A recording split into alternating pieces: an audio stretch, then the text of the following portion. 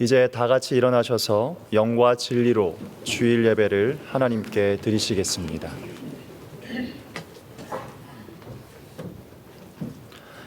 내가 전심으로 주께 감사하며 신들 앞에서 주께 찬송하리이다.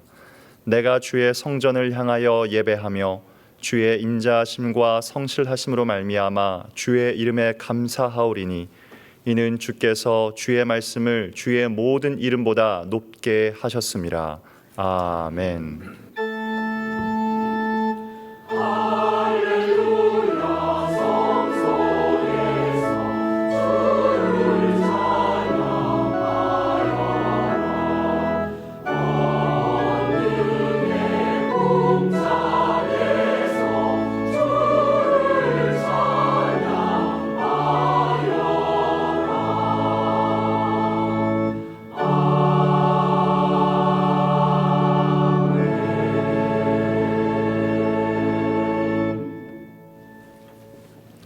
하나님 아버지, 우리가 아직 죄인 되었을 때에 택하여 불러주시고 하나님의 인자하심을 베풀어 영원한 생명을 주심에 감사드립니다.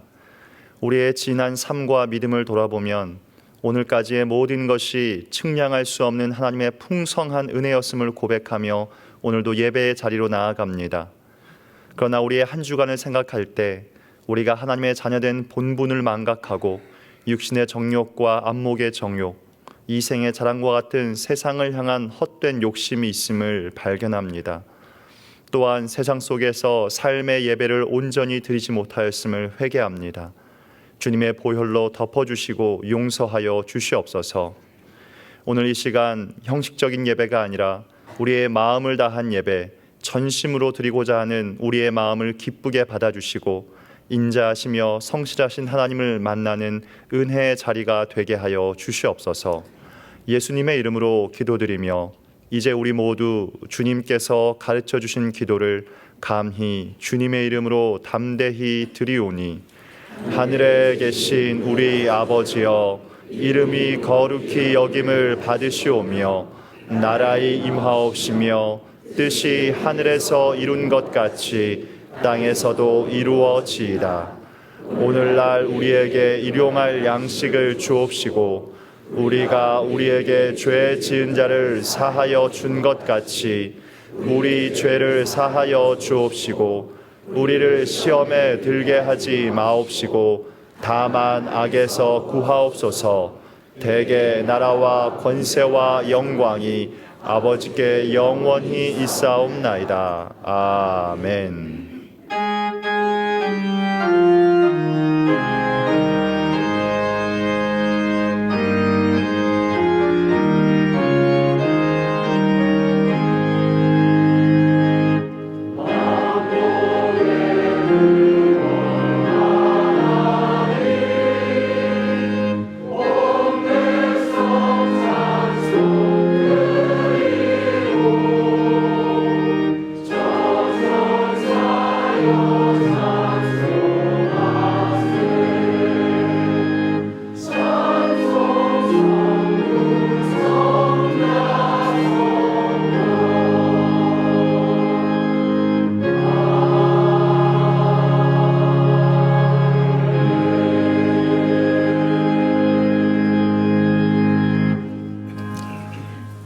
교동문 62번을 함께 교독하시겠습니다. 교동문 62번입니다.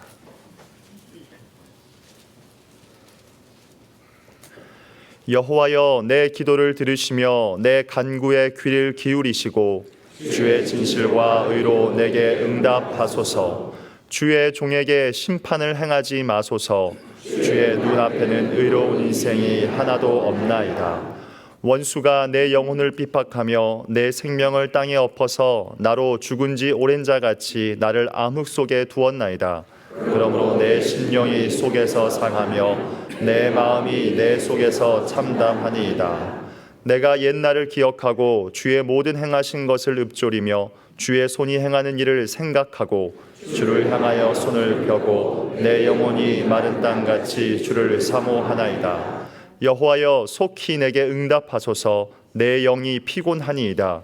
여호와여 주의 이름을 위하여 나를 살리시고 주의 의로 내 영혼을 환난에서 끌어내소서. 주의 인자하심으로 나의 원수들을 끊으시고 내 영혼을 괴롭게 하는 자를 다 멸하소서. 나는 주의 종이니이다. 아멘. 전능하사 천지를 만드신 하나님 아버지를 내가 믿사오며 그 외아들 우리 주 예수 그리스도를 믿사오니 이는 성령으로 잉태하사 동정녀 마리아에게 나시고 본디오 빌라도에게 고난을 받으사 십자가에 못 박혀 죽으시고 장사한 지 사흘 만에 죽은 자 가운데서 다시 살아나시며 하늘에 오르사 전능하신 하나님 우편에 앉아 계시다가 저리로서 산자와 죽은 자를 심판하러 오시리라. 성령을 믿사오며 거룩한 공회와 성도가 서로 교통하는 것과 죄를 사하여 주시는 것과 몸이 다시 사는 것과 영원히 사는 것을 믿사옵나이다. 아멘.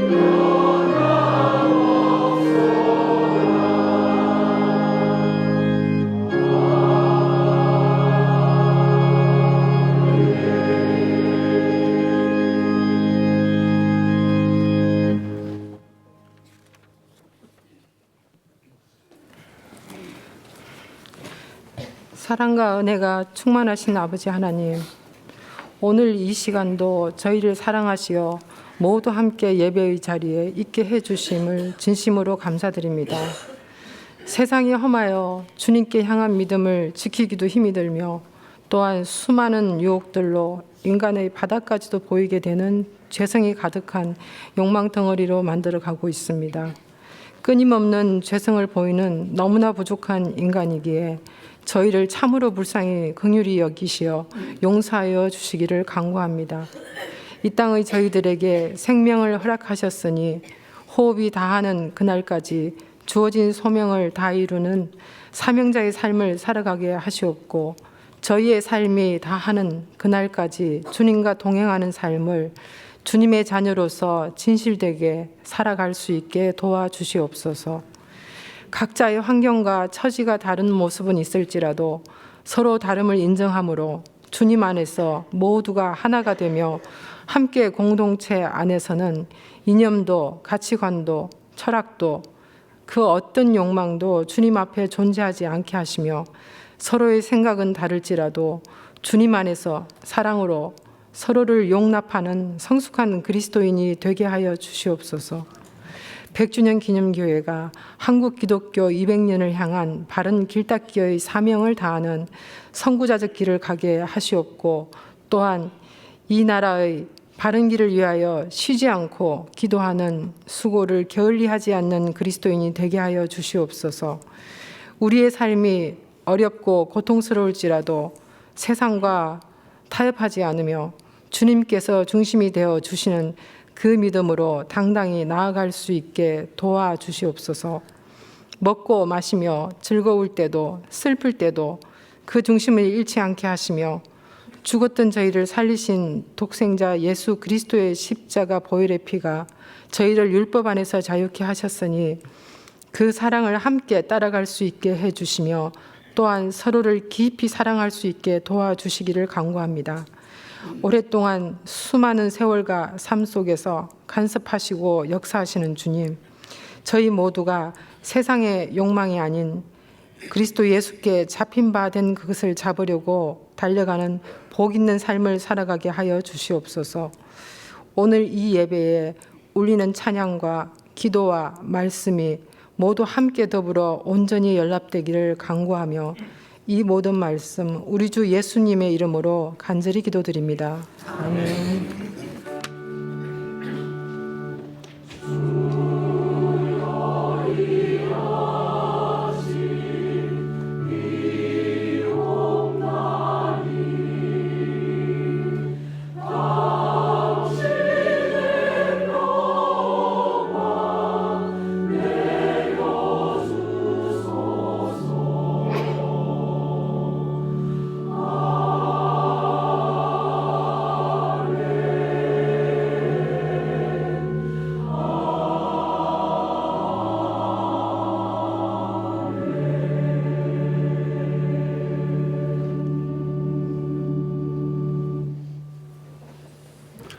교회 소식을 알려드리겠습니다. 정한조 목사님이 인도하시는 제30기 새신자반과 제29기 성숙자반, 제24기 사명자반이 9월 9일부터 10주 동안 매주 화요일 오후 8시와 수요일 오전 10시에 무료로 개설됩니다. 예수 그리스도 안에서 바른 삶을 살기 원하시는 분은 누구든지 참여하실 수 있습니다. 안내에 비치된 신청서를 제출하시거나 홈페이지 신청 및 안내에서 신청해 주시기 바랍니다. 화요일 성숙자반 강의는 현장과 온라인으로 정한조 목사님이 직접 인도하시며 그 외에는 온라인으로 진행됩니다. 9월부터 각종 프로그램이 시작됩니다. 안내에 비치된 신청서를 제출하시거나 홈페이지 신청 및 안내에서 신청해 주시기 바랍니다. 기타 봉사팀 모집 내용과 나머지 교회 소식은 주보를 참고해 주시기 바랍니다.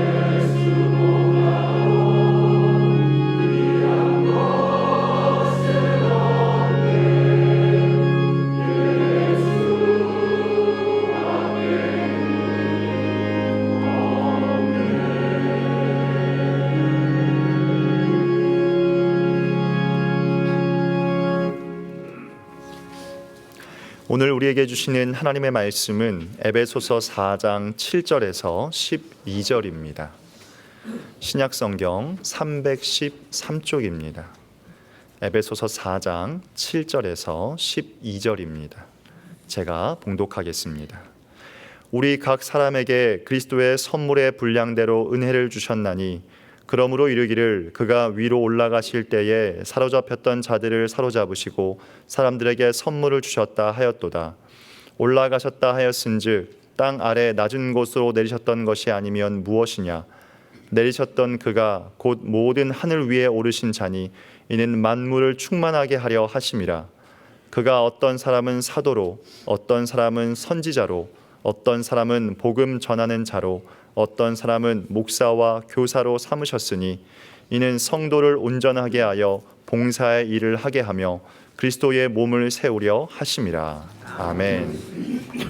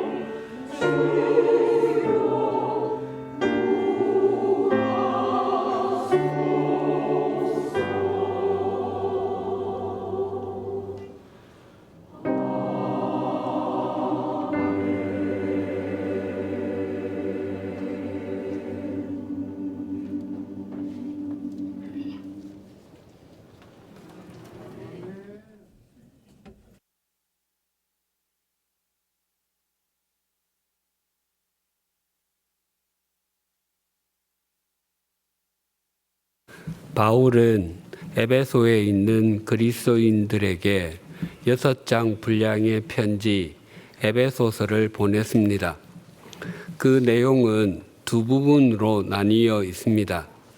앞부분인 1장부터 3장은 교리적인 내용인데, 즉 그것은 우리가 무엇을 믿을 것인가, 우리가 믿는 내용이 무엇인가라고 할 수 있습니다.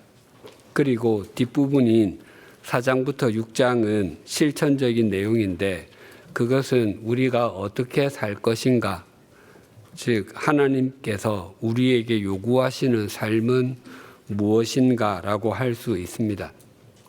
바울은 우리에게 우리가 형언할 수 없는 하나님의 은총을 입었다는 것을 중심으로 수용한다면 합당하게 행하라라고 권면합니다. 합당하게 행하는 것이 구체적으로는 겸손과 온유, 오래 참음과 용납함으로 행하여 성령님께서 하나 되게 하신 것을 힘써 지키는 것입니다. 그리고 부르심을 받은 일에 합당하게 행해야 하는 이유는 몸이 하나이고 성령님도 한 분이시며 부르심을 받은 소망도 하나이고 주님도 한 분이시고 믿음도 하나이고 세례도 하나이고 하나님도 한 분이시기 때문이라고 합니다. 그런데 오늘 본문 7절은 이렇게 증거합니다. 우리 각 사람에게 그리스도의 선물의 분량대로 은혜를 주셨나니 4절에서 6절까지 몸이 하나에서부터 하나님도 한 분이시니까지 하나라는 말이 7번 나왔습니다.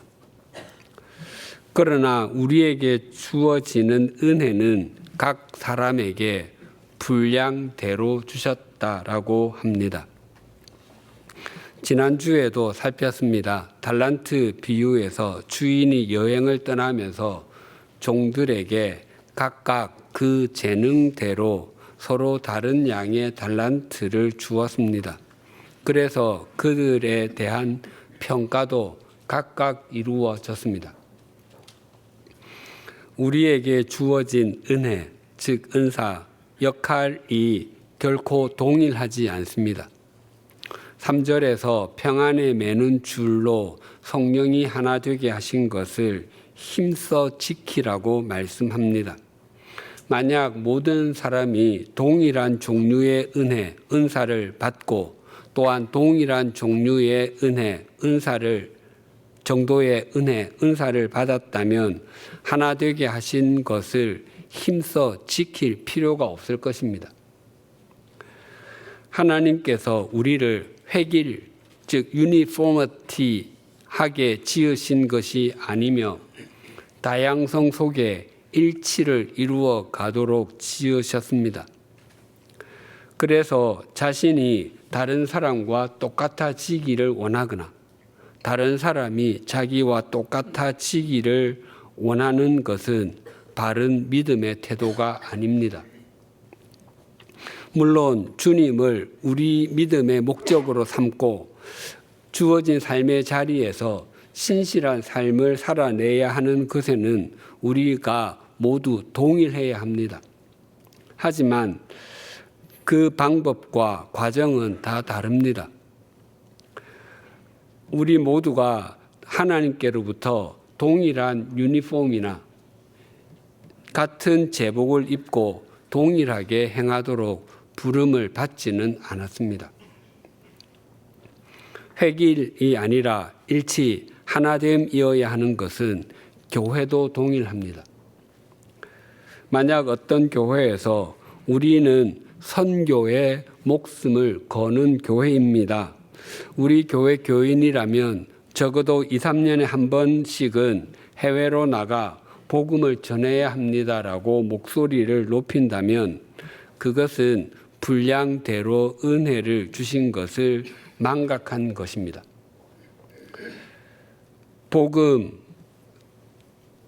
복음을 전하는 것, 즉 선교는 굉장히 중요하지만 그것만 강조하고 모든 교인을 그 방향으로만 가도록 한다면 그곳은 선교단체일 수 있을지는 몰라도 건강한 교회는 아닙니다. 또 어떤 교회에서 우리 교회는 새벽 기도회 또는 저녁 기도회에 올인, 즉 몰방하는 교회입니다. 등록 교인은 새벽 기도회 또는 저녁 기도회에는 무조건 나오셔야 합니다. 그래야 성숙한 그리스도인이 될 수 있습니다라고 교인들을 몰아붙인다면 그것 역시 분량대로 은혜를 주신 것을 잊은 것입니다. 기도를 드리는 것이 몹시도 중요하지만 그런 프로그램만 강조하고 모든 교인을 그 방향으로만 가도록 한다면 거기는 기도원은 될 수 있을지 몰라도 건강한 교회는 아닙니다. 또 어떤 교회에서 우리는 큐티, 즉 경건의 시간을 규칙적으로 하는 교회입니다. 모든 교회는 반드시 큐티를 해야 하고 그것을 점검받아야 합니다. 그래야 교회의 정회원이 될 수 있습니다라고 교인들에게 강요한다면 그것 또한 분량대로 은혜를 주신 것을 잊은 것입니다. 특정한 틀을 가지고 큐티, 경건의 시간을 갖는 것이 중요한 것이 아니라 규칙적으로 말씀을 읽고 듣고 행하는 것이 중요합니다. 만약 모든 교인을 그 방향으로만 가도록 한다면 거기는 성경 공부 처소는 될 수 있을지 몰라도 건강한 교회일 수는 없습니다. 우리는 획일적으로 행하도록 부름을 받지 않고 합당하게 행하도록, 그리고 성령님께서 하나 되게 하신 것을 힘써 지키도록 부름을 받았습니다. 8절에서 10절이 이렇게 증가합니다.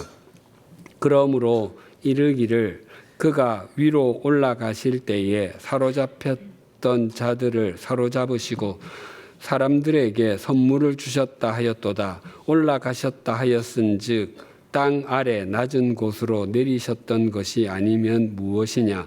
내리셨던 그가 곧 모든 하늘 위에 오르신 자니 이는 만물을 충만하게 하려 하심이라. 이 말씀은 삽입구와 같다고 했습니다. 즉 7절 우리 각 사람에게 그리스도의 선물의 분량대로 은혜를 주셨나니에서 11절 그가 어떤 사람은 사도로 어떤 사람은 선지자로 이와 같이 이어지는 것이 자연스럽다고 했습니다. 그래서 삽입구와 같은 8절에서 10절은 우리에게 은혜를 주시는 분이 누구신지를 밝히는 것과 같습니다.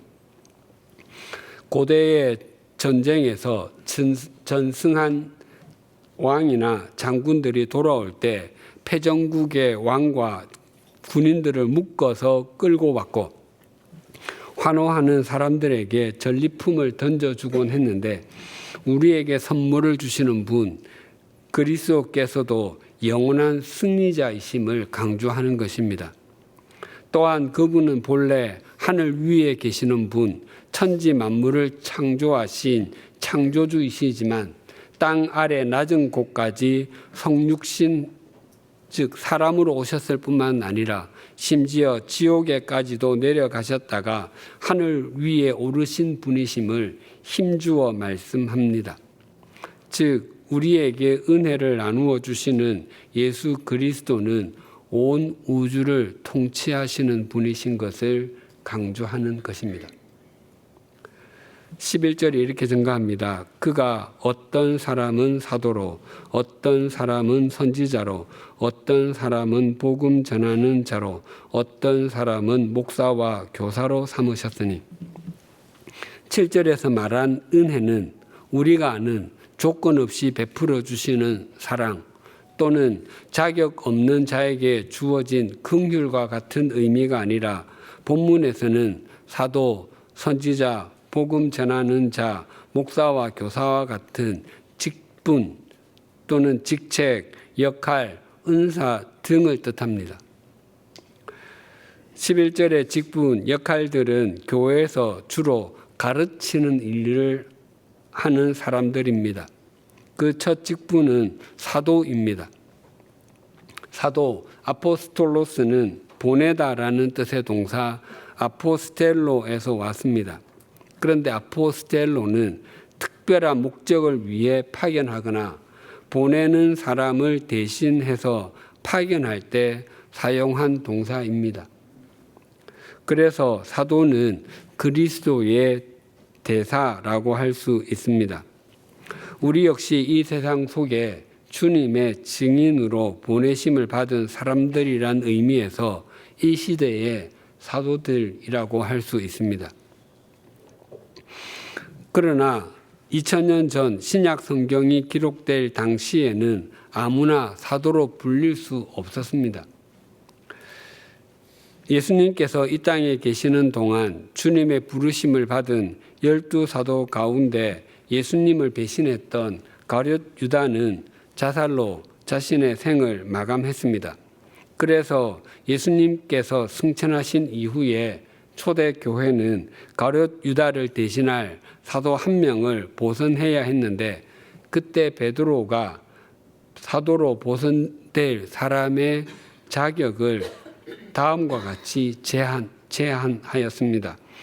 사도행전 1장 21절과 22절을 새번역 성경으로 읽어드리겠습니다.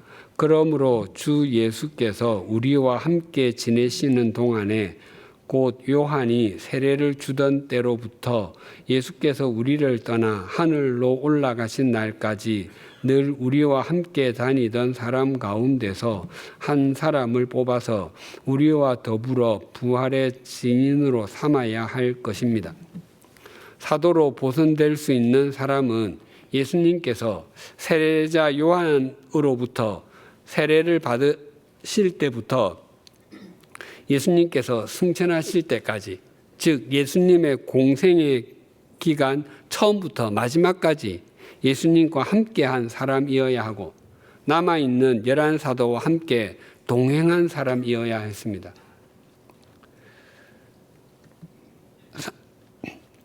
이런 사도를 보선한 이유는 부활의 증인으로 세우기 위함이었습니다.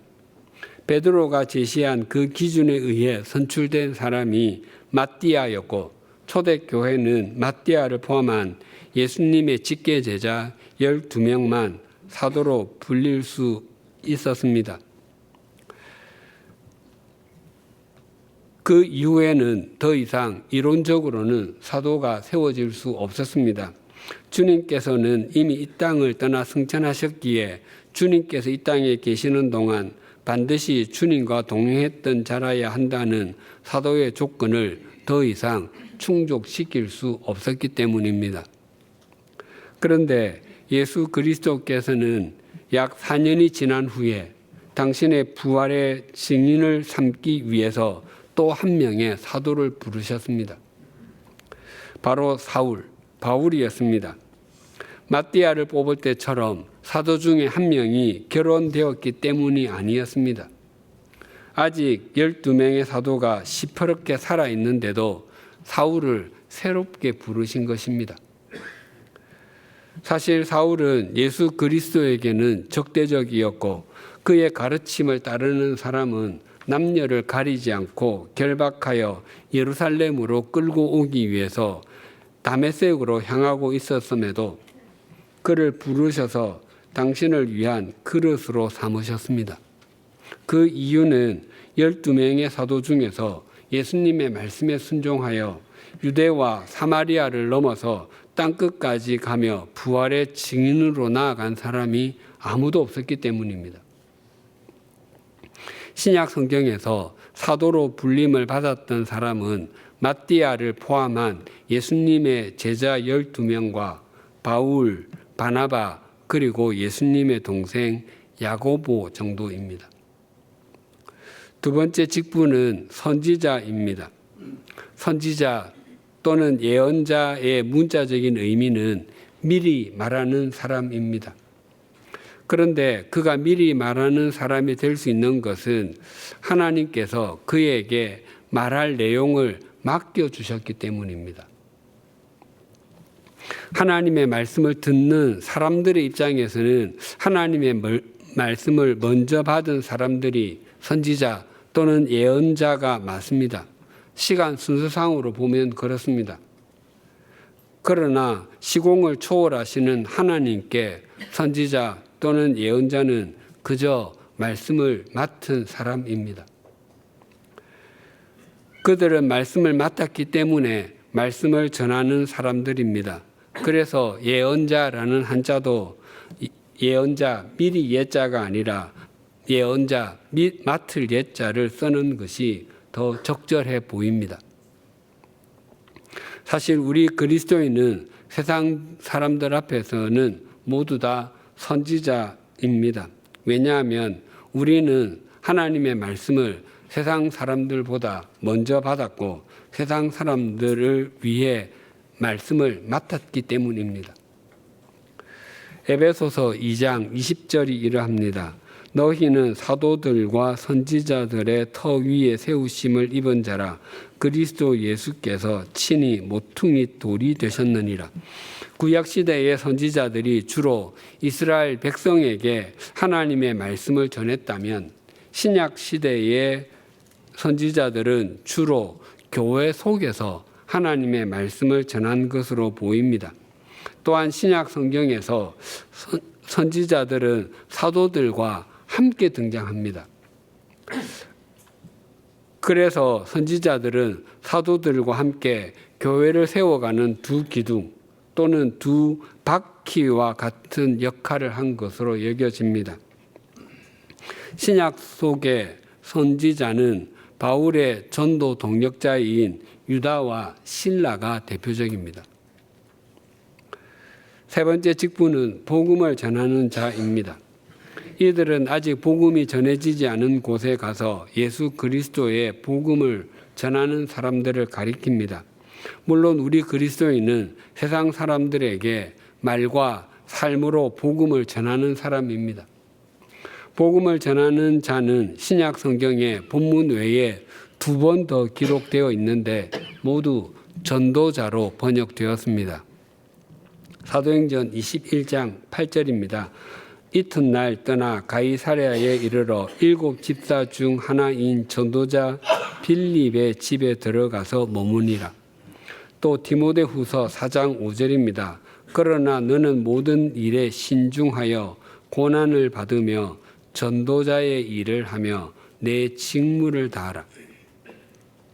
예루살렘 교회가 히브리파 유대인 과부와 헬라파 유대인 과부를 구제하는 일을 했는데 헬라파 사람들이 그 구제에 제외되는 일이 반복해서 일어나자 사도들이 자신들은 하나님의 말씀을 전하는 일과 기도하는 일에 집중하기로 하고 대신 믿음과 성령이 충만한 사람 7명을 세워서 구제하는 일을 감당하게 했습니다. 그때 세워진 사람 중에 한 명이 빌립이었습니다. 그는 그 일을 신실하게 감당했고 스데반의 순교 후에 예루살렘에 큰 박해가 있었을 때 그 누구보다도 먼저 심지어 사도들도 움직이지 않을 때에 예수님의 말씀에 순종해서 사마리아로 가서 복음을 전했고 후에 이스라엘의 항구 도시 가이사랴에 정착해서 내 딸과 함께 복음을 전하는 삶을 살았던 것입니다. 또한 바울이 디모데에게 전도자의 일을 하며 직무를 다하라라고 권하는 것도 목회자로서 말씀 사역과 섬김을 신실하게 감당하라는 의미입니다.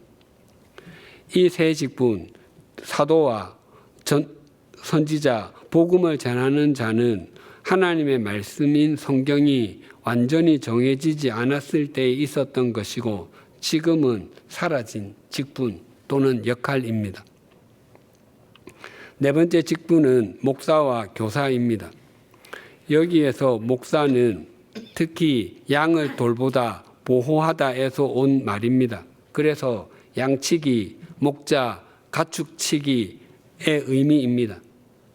제가 대학교에 입학했을 때 교회 전도사님이 제게 교회 학교 교사로 섬겨줄 것을 고면하면서 에베소서 4장 11절 말씀을 보여주었습니다. 그리고 이렇게 말했습니다. 우리 중에서 사도나 선지자, 복음을 전하는 일을 할 수 있는 사람은 아무도 없습니다. 그리고 목사도 극소수의 사람만 됩니다. 그런데 교사로 봉사할 수 있는 것은 누구나 할 수 있습니다. 우리가 섬기는 직분이 성경에 나옵니다. 그러니 교사로 섬기는 것이 얼마나 귀한 일입니까? 그보다 더 중요한 일은 없습니다. 물론 그 권면의 말을 들었기 때문이 아니라 교사로 섬길 것을 이미 마음에 작정하고 있었기에 신학대학원에 입학할 때까지 교학교 교사로 섬겼습니다. 그러나 본문에서 말하는 교사는 교학교 교사가 아닙니다. 교회 학교는 성경에 나오지도 않고 기독교 2000년의 역사 중에서 1700년 이상 없었습니다. 교회 학교 제도는 1780년에 영국의 언론인 로버트 레이커스에 의해서 처음 시작되었습니다. 당시 영국은 산업혁명이 한창이었고 사회는 극도로 혼란했으며 다양한 종류의 범죄가 일어나서 이름조차 붙이기 힘든 범죄가 넘쳐났습니다. 대부분의 아이는 제대로 교육을 받지 못했고 공장으로 내몰려 일을 해야 했습니다. 그런 환경 속에 있는 아이들을 범죄로부터 지키고 믿음을 세우기 위해서 시작된 것이 교회 학교입니다. 그래서 본문의 교사는 교회 학교의 교사가 아닌 것은 틀림없습니다. 사복음서에서 교사 디다스칼로스가 자주 등장하는데 그 대부분은 예수님을 가리키는 말에 사용되었습니다. 즉 예수님이 교사이셨습니다. 또한 여러 서신서에도 교사라는 말이 나오는데 그 중에서 고린도전서 12장 28절에서 이렇게 말씀합니다. 하나님이 교회 중에 몇을 세우셨으니 첫째는 사도요, 둘째는 선지자요, 셋째는 교사요, 그 다음은 능력을 행하는 자요, 그 다음은 병 고치는 은사와 서로 돕는 것과 다스리는 것과 각종 방언을 말하는 것이라. 말씀을 전하는 사람인 사도와 선지자의 연장선상에서 교사가 나옵니다. 그래서 교사는 오늘날로 하면 목회자 또는 신학자라고 할 수 있습니다. 그리고 본문 11절에 목사와 교사는 두 직분으로 보기도 하지만 한 직분, 즉 목사, 즉 교사로 보는 것이 더 일반적입니다. 그렇게 보는 강력한 이유는 목사와 교사의 관사가 각각 붙어 있지 않고 교사 앞에는 관사가 없기 때문입니다. 오늘 본문에서 교회에 여러 직책 또는 직분, 역할, 은사가 있다는 것에서 우리가 마음에 잘 새겨 놓아야 할 것이 두 가지가 있습니다. 첫째는 교회에 여러 직분, 직책, 역할, 은사를 주신 분이 주님이시라는 것입니다. 11절을 다시 봉독하겠습니다. 그가 어떤 사람은 사도로, 어떤 사람은 선지자로, 어떤 사람은 복음 전하는 자로, 어떤 사람은 목사와 교사로 삼으셨으니 이 구절에서 가장 강조되는 단어는 그가입니다. 그는 물론 주님입니다. 헬라어 문장에서 주어가 대명사일 때는 주어를 생략하곤 합니다. 동사의 성과 수, 시제 등을 보면 주어를 충분히 알 수 있기 때문입니다. 그럼에도 한 문장에서 주어를 강조할 때는 그 주어가 대명사이어도 썼습니다. 11절에서 그가 쓰여 있습니다. 그래서 주어를 바로 그가 또는 그가 친히라고 해석하면 이 문장의 의미가 더욱 또렷해집니다. 즉 주님께서 교회에 제도를 허락하셨다는 것입니다. 가톨릭뿐만 아니라 개신교 안에서도 다양한 제도가 있습니다. 제도가 복잡한 교파도 있고 단순한 교파도 있습니다. 심지어 제도는 없어져야 한다고 말하기도 합니다. 어떤 제도가 옳으냐 그러냐보다 또 어떤 제도가 더 우월하고 열등하냐보다 훨씬 더 중요한 것은 그 제도가 12절의 말씀처럼 성도를 온전하게 하고 있는가와 그리스도의 몸을 세우고 있는가 하는 것입니다. 성도를 온전하게 하고 그리스도의 몸을 세우는 제도는 바른 것이고 그렇지 못하다면 바르지 못한 것입니다.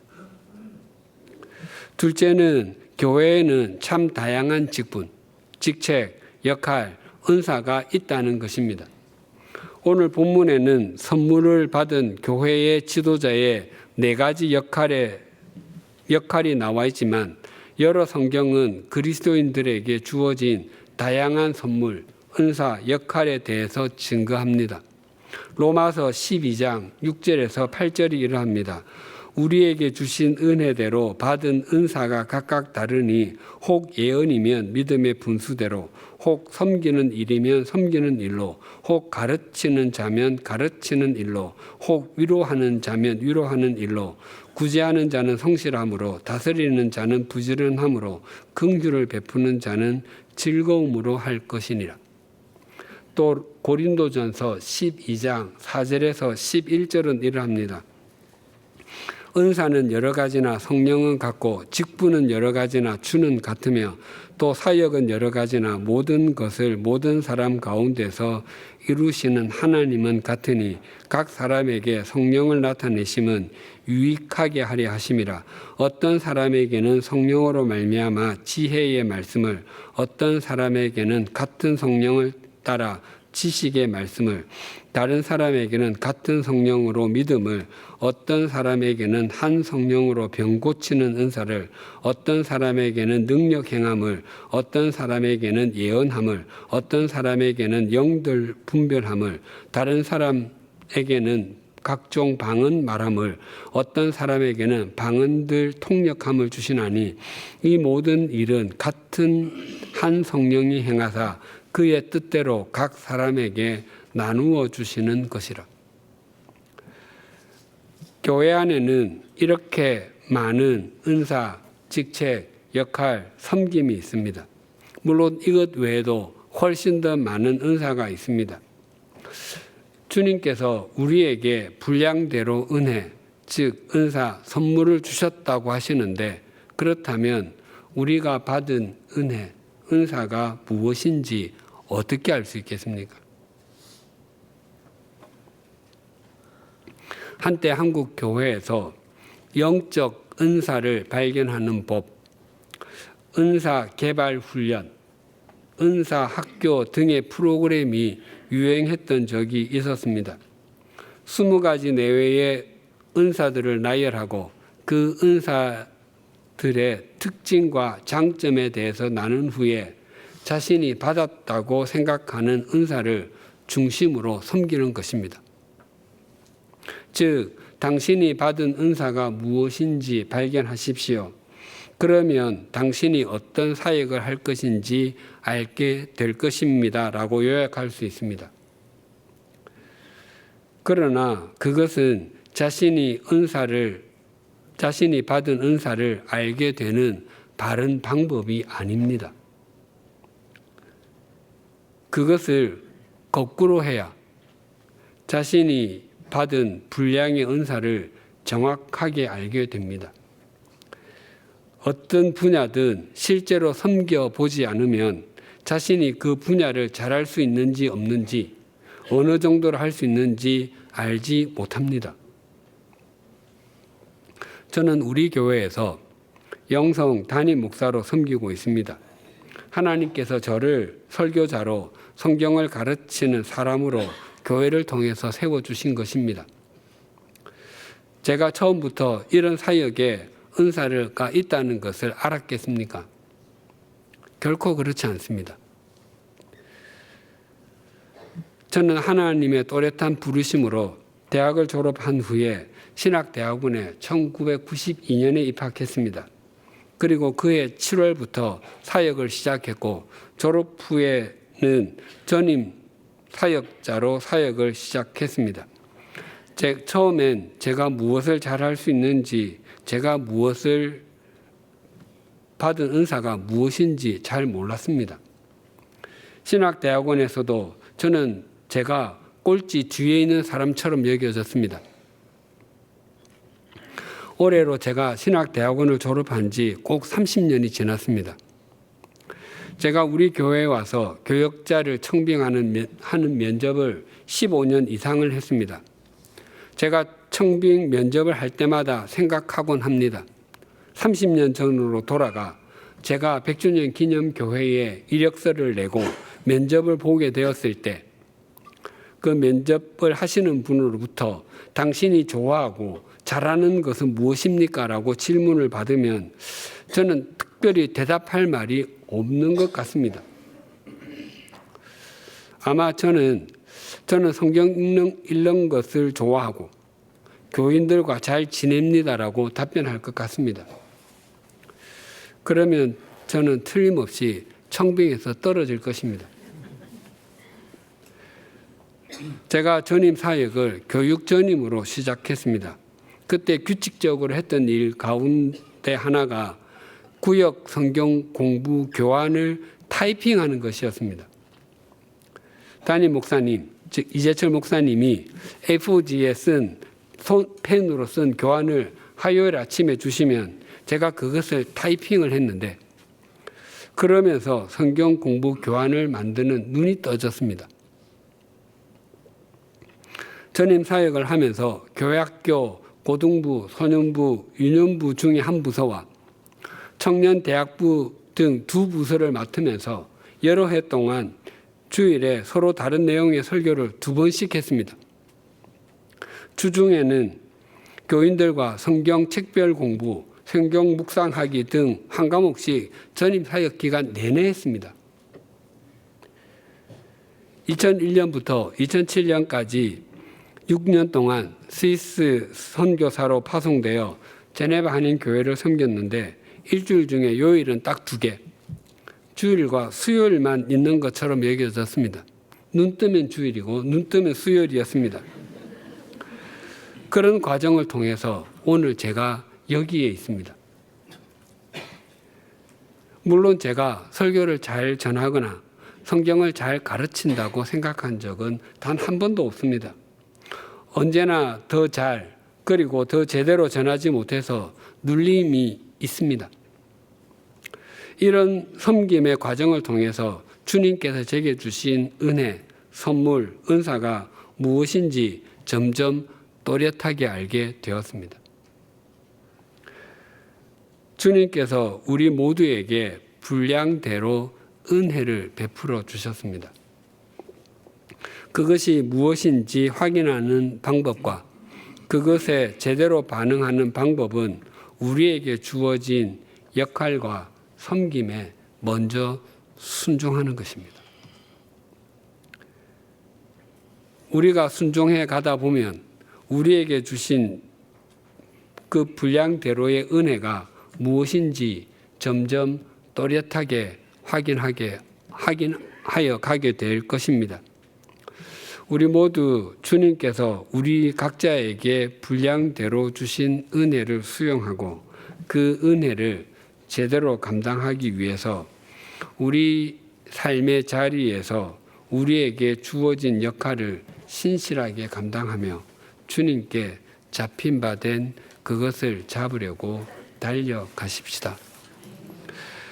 또한 하나님의 말씀에 순종하고 마음을 다해서 말씀을 이루어가는 삶을 살아내십시다.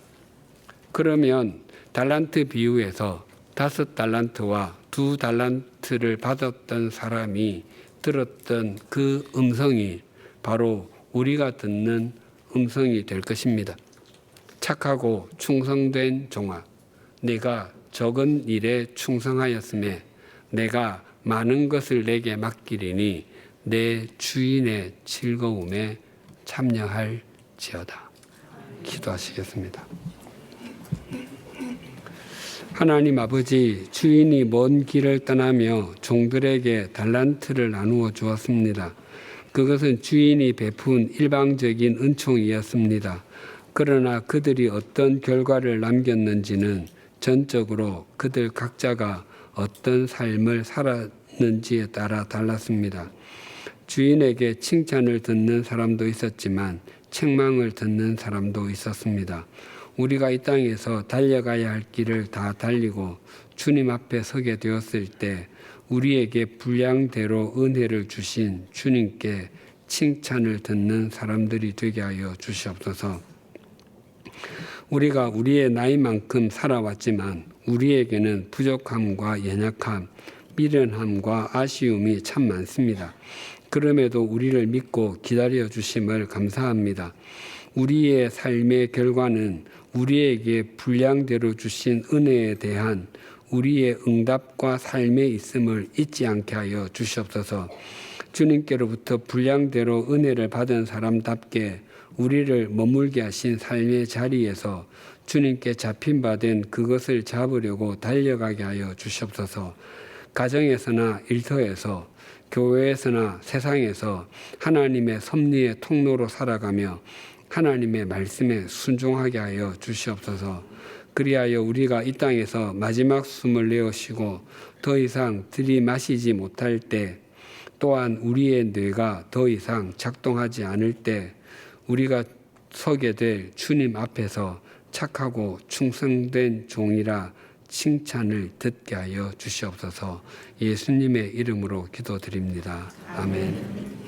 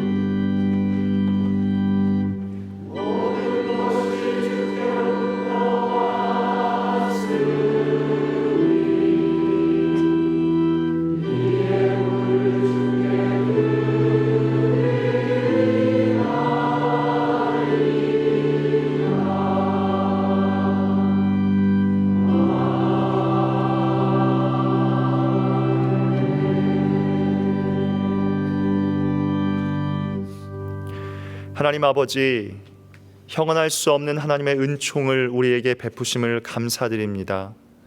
우리에게 각자의 분량대로 은혜를 주셨으니 그 일에 합당하게 행하는 삶이 되기를 원합니다. 우리에게 직분을 주신 분이 주님이시니 오늘 나에게 주어진 역할과 섬김에 순종하는 과정을 통하여 나에게 분량대로 주신 은혜가 무엇인지 깨달아 알게 하여 주시옵소서. 그리고 그 역할에 최선을 다함으로 하나님께 충성되고 칭찬 듣는 인생이 되게 하여 주시옵소서. 이 시간 모든 것이 주님의 은혜임을 알고 마음과 정성을 담아 예물을 드립니다. 이 예물을 기뻐 받아주시고 이 예물을 통하여 하나님의 나라와 뜻이 이 땅 가운데 이루어지게 하여 주시옵소서. 예수님의 이름으로 봉헌기도 드립니다. 아멘. 주위에 계신 분들과 인사 나누시겠습니다.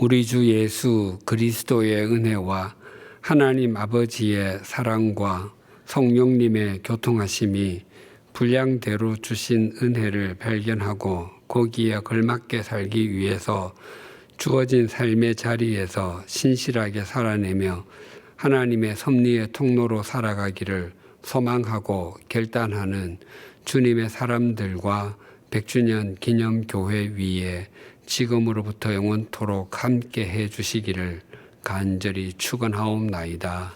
아멘.